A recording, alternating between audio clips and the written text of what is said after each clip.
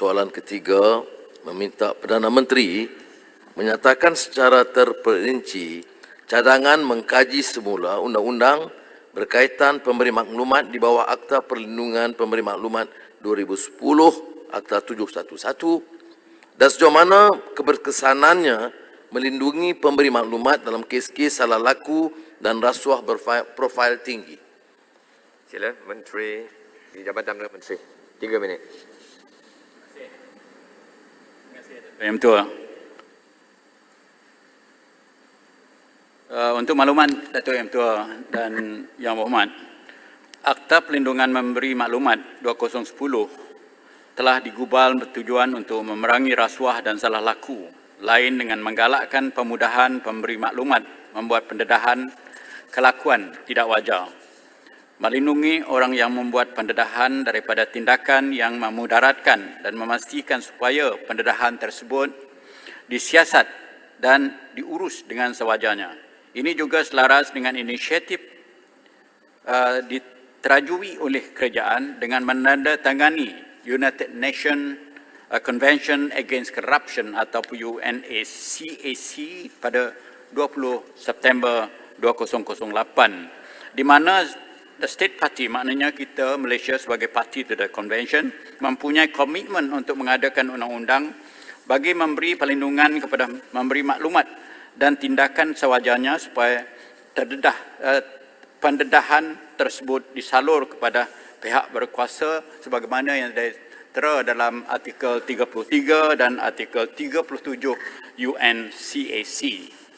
Sehingga kini sebanyak 7 agensi menguatkuasa telah mengguna pakai akta ini, iaitu Polis Diraja Malaysia, Suruhanjaya Pencegah Rasuah, Jabatan Kastam Diraja Malaysia, Jabatan Immigration Malaysia, Jabatan Pengangkutan Jalan Malaysia dan Suruhanjaya Syarikat Malaysia, Suruhanjaya Security Malaysia.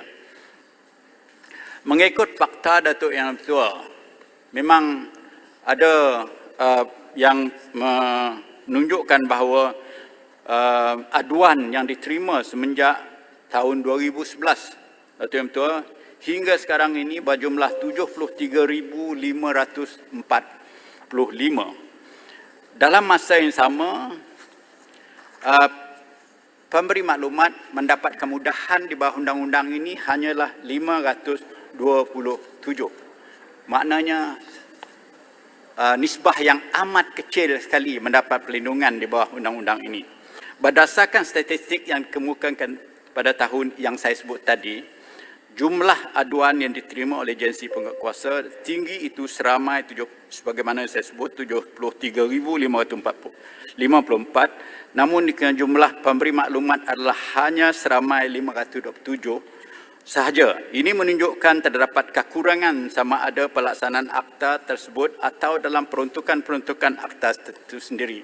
Dengan kata lain, Yang Berhormat Datuk, bahawa ada kelemahan daripada sudut sistem perundangan yang kita perkenalkan mengikut garis panduan yang telah diberi oleh pihak United Nations Convention for Anti-Corruption. Berapa sesi dalam keadaan yang demikian, maka kita buat kajian, Datuk Yang Ketua, untuk pindaan. Ini baru sekarang, Yang Berhormat. Beberapa sesi libat urus dengan pihak pemegang taruh telah diadakan, termasuk sesi libat urus dengan pihak United Nations Office on Drug and Crime dan Governmental Accountability Project GAP. Di samping itu juga, satu jawatan kerja telah ditubuh bagi menilai, mengkaji serta menetapkan parameter berdasarkan cadangan pindaan penambahbaikan yang telah diterima bagi pihak berkepentingan. Ahli-ahli jawatankuasa terdiri daripada pihak agensi penguatkuasa, agensi jabatan di negeri-negeri, syarikat-syarikat swasta, JLC, CSO dan NGO. Tujuan 7 isu yang berkaitan dengan Akta 711 telah dikenal pasti untuk diberi keutamaan dalam proses penambahbaikan akta tersebut seperti berikut. Secara ringkas, dia panjang sikit, minta maaf timing tu, Datuk. Kalau boleh ringkaskan sebab ada soalan tambah. Tak dapat ringkas 2 muka.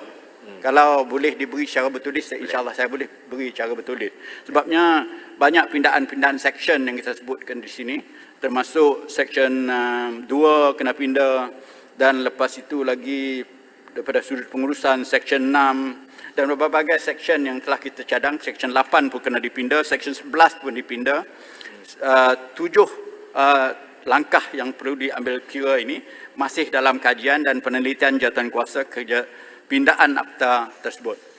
Hasil kajian dan parameter bagi cadangan perbaikan akta ini dijalankan dibentang kepada Jemaah Menteri pada Disember 2021 yang berhormat. Kerjaan amat mengalu-ngalu, yang berhormat saya, kerjaan amat mengalu-ngalu. Sebarang cadangan dan maklum balas daripada pelbagai pihak berhubung dengan akta ini bagi memastikan cadangan pindaan ini dapat memperoleh pelaksanaan perlindungan memberi maklumat dan seterusnya, mengekangkan kes salah laku dan rasuah, terutamanya bagi kes-kes berprofil tinggi. Sila, Yang Berhormat Polis